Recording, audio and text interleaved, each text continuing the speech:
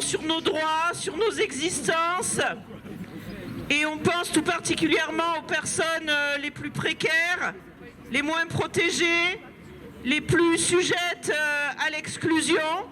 On n'est pas là aujourd'hui pour donner des consignes de vote, on est là pour dénoncer la situation dans laquelle on se trouve, pour alerter sur toutes ces menaces et surtout pour construire ensemble une autre société. Ça s'invente là, entre nous, c'est dans la rue, sur les places publiques, dans la manière dont on va pouvoir s'organiser, qu'on va inventer autre chose.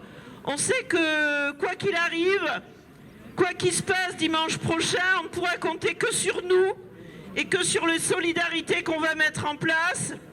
Donc on est là aussi pour se donner d'autres rendez-vous, pour s'organiser, pour prendre des contacts et pour veiller les uns les unes sur les autres. On aurait voulu qu'il y ait beaucoup plus de personnes, mais on espère qu'on va se faire grossir les rangs de la solidarité, les rangs de celles et ceux qui veulent bâtir une autre société. C'est RESF qui, dans le Tarn, est à l'initiative de ce rassemblement.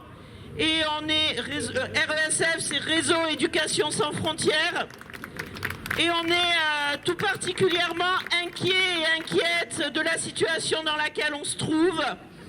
Parce que les militants et militantes sont épuisés par les situations auxquelles ils et elles doivent faire face. Des situations de plus en plus compliquées à traiter, de plus en plus douloureuses pour les personnes qui les subissent. La préfecture du Tarn continue à multiplier les obligations de quitter le territoire français. On chasse des hôtels où se trouvent les personnes pour pouvoir en mettre d'autres. Et c'est ce qu'on appelle la solidarité. C'est comme ça que ça se passe. Il faut accueillir des Ukrainiens et des Ukrainiennes parce que les médias mettent le focus là-dessus. Et on est bien sûr favorable à l'accueil des Ukrainiens et des Ukrainiennes. Mais ça ne doit pas se faire dans le rejet des autres. Et là, c'est ce qui se passe. Il y a des familles qui étaient hébergées de manière déjà très précaire dans un hôtel de centre-ville, et qui ont dû décamper pour aller dans un hôtel complètement excentré, qui leur complique la vie parce qu'il fallait mettre en centre-ville les Ukrainiennes et les Ukrainiens qui sont accueillis. C'est des situations qu'on ne tolère pas. On veut un accueil digne pour tous et toutes. On veut que chacun et chacune, quel que soit son pays d'origine, puisse avoir le droit à une vie décente, puisse être accueilli, puisse poursuivre sa vie sans menace, sans angoisse et en espérant pouvoir trouver la stabilité.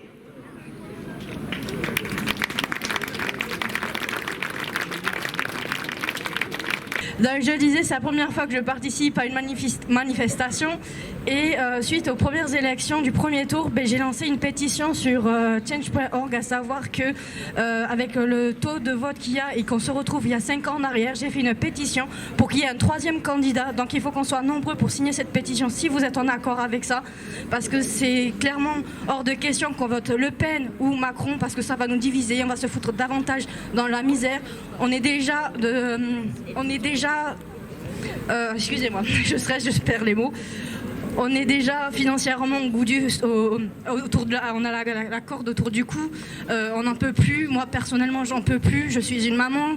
Je dois aller au secours populaire pour me nourrir. Et moi, je ne veux pas de cette vie pour mon enfant. Je veux de l'aide, bien évidemment, tout comme n'importe qui. Et je trouve que cette situation politique est critique. Et il est temps de se révolter et de faire quelque chose. C'est vraiment très important aussi que les jeunes aussi participent davantage, parce que malheureusement, le taux de vote qu'il y a eu au premier tour, il y a eu quand même 34%, et le taux de vote n'a pas été entendu par rapport aux jeunes, donc les jeunes sont vachement déçus, et il faut vraiment que les jeunes restent là-dessus et qu'ils ne baissent pas les bras et à continuer à aller de l'avant et à continuer notre bataille au niveau de la politique. Ce n'est que partie de remise et il faut continuer. Familial est signataire de l'appel parce que, je ne vous fais pas un dessin, les droits des femmes ont déjà été attaqués avec Macron parce qu'on est passé d'un ministère des droits des femmes à un secrétariat des droits des femmes.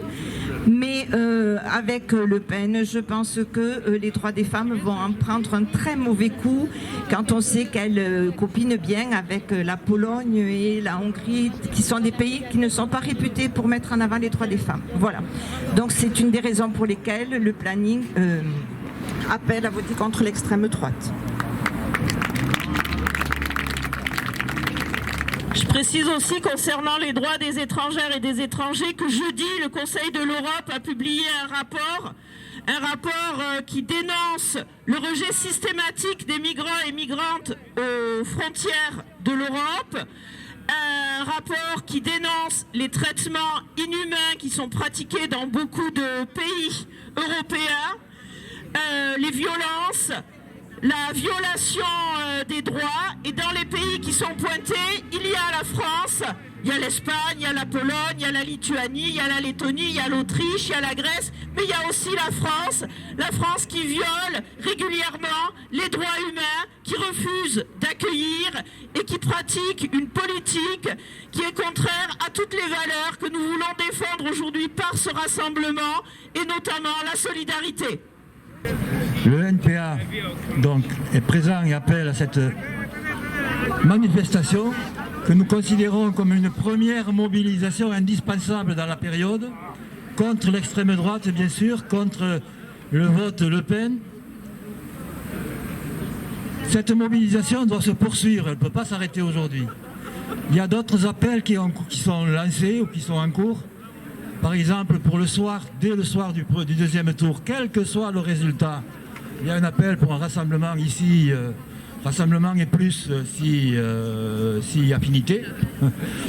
Ensuite, il y a un appel unitaire large que nous soulignons de l'UDCGT pour un 1er mai unitaire large, rassemblant toutes les organisations, contrairement à ce qui se fait habituellement, où c'est réservé plus ou moins aux organisations syndicales. Donc là aussi, il faut s'investir massivement sur ce 1er mai unitaire large contre la situation de politique rétrograde et tout ce qu'on voudra, autoritaire et tout. Je vais me faire huer en fait autour de moi, c'est sûr et certain, parce que je ne suis pas pour Mélenchon. Il y a quelques années de cela, il a eu des propos racistes et contre les religions, et aujourd'hui il veut se mettre tout le monde dans la poche, donc je trouve ça aberrant. Il veut clairement, il voulait gagner les élections, mais là du coup c'est mort, c'est dommage. Moi je comprends pas pourquoi vous dites que c'est impensable de voter Madame Le Pen ou Monsieur Macron. Vous voulez voter pour qui? C'est la question que je vous pose aujourd'hui.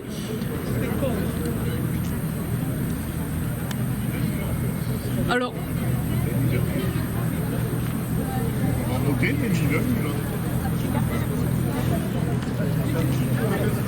Peut-être la discussion, vous l'avez en cours, mais au moins c'est intéressant.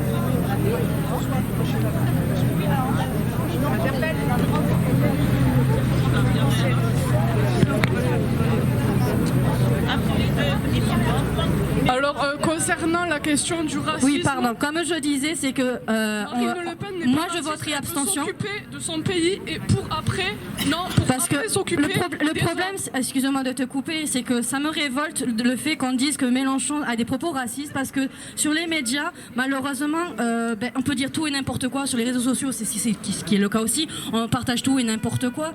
Donc voilà, il faut aussi rechercher les bonnes informations, tirer les conclusions qu'on doit se faire nous-mêmes, parce que c'est compliqué. Ils ont été tirées les bonnes informations également. Je pense que tu ne t'intéresses pas davantage. Il m'a parlé de chiffon sur la tête concernant le voile. Je trouve ça pitoyable.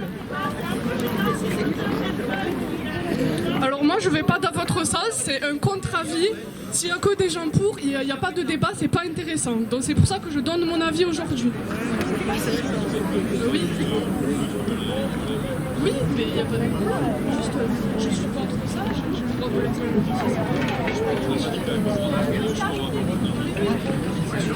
Qui veut parler, parle. Le mot est là.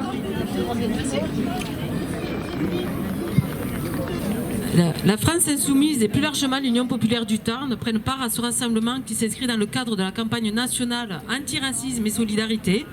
Il s'inscrit aussi dans un contexte plus large de graves menaces pour nos droits et nos existences.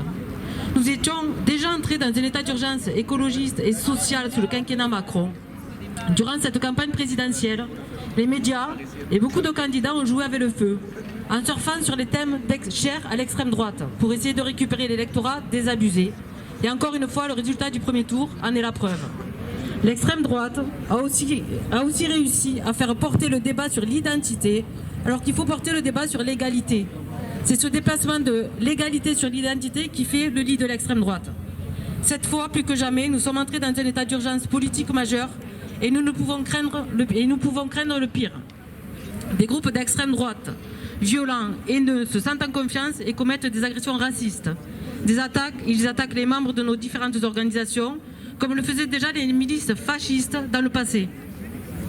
Les institutions de la Ve République nous demandent de choisir entre deux mots, le mépris de classe et le mépris de race. Nous savons d'expérience qu'ils sont les deux faces d'une même pièce, et chacun d'entre nous se trouve mis au pied du mur face à une décision qu'il doit prendre. Malgré l'amertume et la colère, il ne faut pas commettre l'erreur qui serait irréversible. Nous savons pour qui nous ne voterons jamais. Pas une voix doit aller à l'extrême droite, pas une seule voix à Madame Le Pen. Contrairement à ce que nous pouvons lire sur les réseaux sociaux, l'Union populaire est très claire sur son positionnement contre le racisme, les fascismes et l'extrême droite. Pour le reste, les électeurs et les électrices sont capables de décider en conscience. Et ils savent ce qui est bon pour la démocratie. Nous savons que, dans tous les cas, il faudra les affronter. Des millions de gens comptent sur nous pour résister et empêcher la casse sociale, la division, l'autoritarisme, l'ambiance délétère et la répression.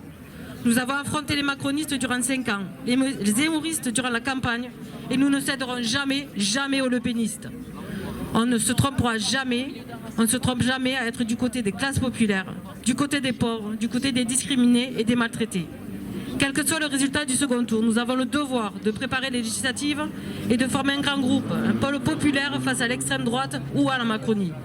Nous ne voulons ni d'une assemblée de Playmobil, ni d'une assemblée de racistes. Alors maintenant, c'est à nous de faire en sorte, dans la bataille qui arrive, de rassembler dans les urnes, dans le monde du travail, dans nos lieux de vie, dans nos luttes sociales et écologistes. Ne jamais lâcher prise, ne jamais céder, ne jamais baisser le regard. C'est de cette façon-là que nous pourrons construire une autre société plus juste et plus humaine. La lutte continue. Mobilisons-nous ensemble pour organiser la résistance face à l'urgence politique, sociale et écologiste. Merci.